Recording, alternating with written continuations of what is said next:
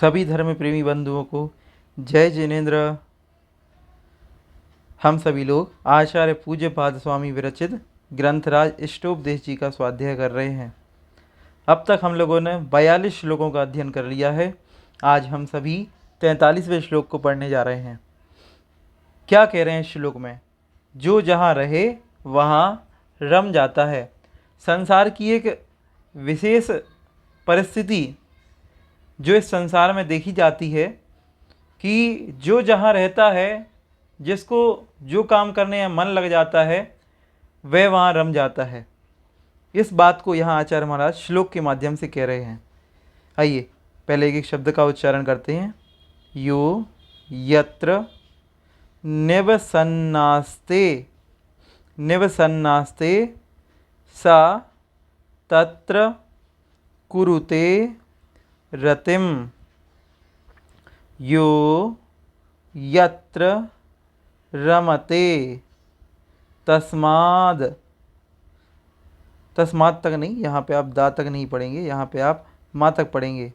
यो यत्र रमते तस्मा दन्यत्र, दन्यत्र सा न गच्छति।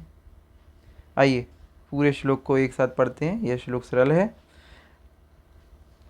यो यत्र निवसन्नास्ते सा तत्र कुरुते रतिम। यो यत्र रमते तस्मा दन्यत्र सा न गच्छति।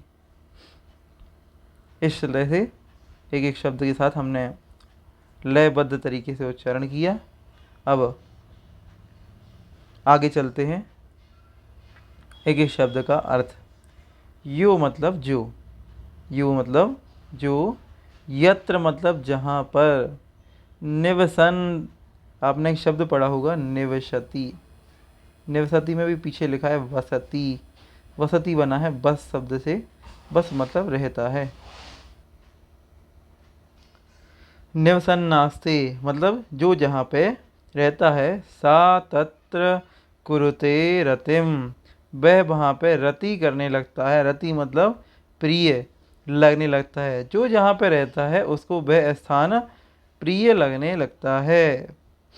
यो यत्र रमते और जो जहाँ पे रम जाता है, जो जहाँ पे रम जाता है। तस्माद, तस्माद, तस्माद मतलब उस स्थान से।